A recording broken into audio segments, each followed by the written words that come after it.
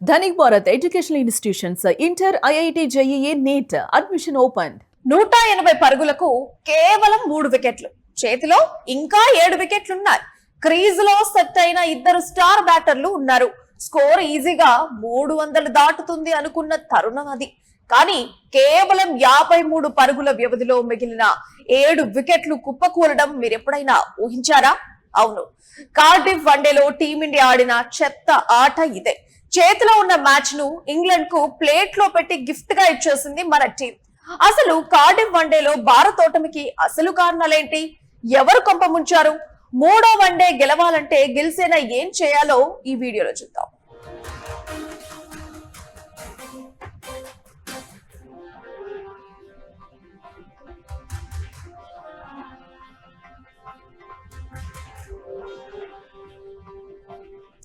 Toss గెలిచిన England captain Harry Brook Bharat ను మొదట బ్యాటింగ్ కు ఆహ్వానించాడు. వచ్చి రావడంతోనే టీమిండియా మంచి స్టార్టింగ్ ఇచ్చింది. 7 ఓవర్లలో 44 రన్స్ పార్ట్నర్షిప్ అందించింది.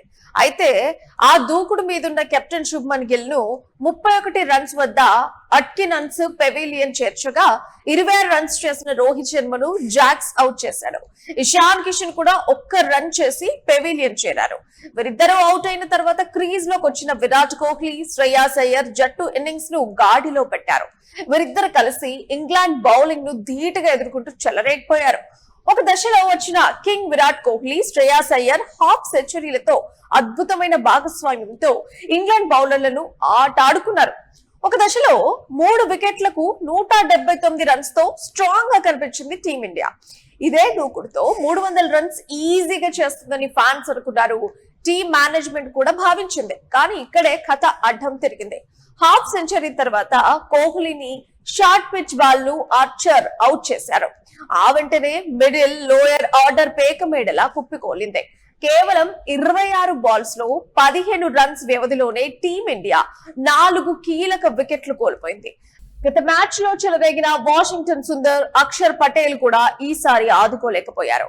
చివర్లో బుమ్రా దాటిగా ఆడే ప్రయత్నం చేశారు. అయినా వికెట్లు లేకపోవడంతో 44 ఓవర్లలో 233 రన్స్ కు ఆల్అౌట్ అయింది.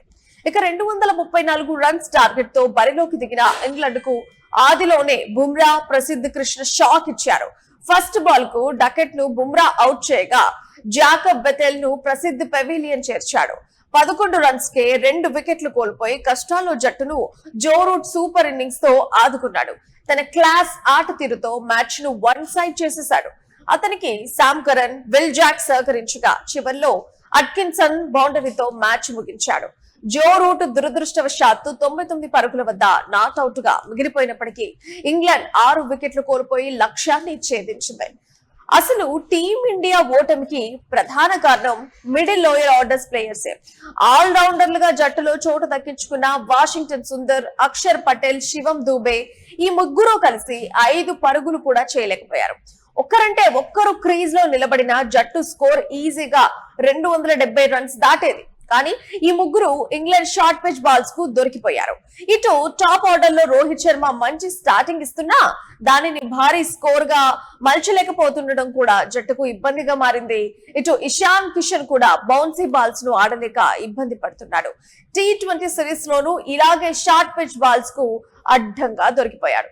ఇటు టీమిండియా బౌలింగ్ ప్లాన్ కూడా జట్టు ఓటమికి ప్రధాన కారణంగా కనిపిస్తోంది. వాషింగ్టన్ సుందర్ గాయపడటంతో కెప్టెన్ గిల్ కు స్పిన్ ప్రత్యామ్నాయం లేకుండా పోయింది.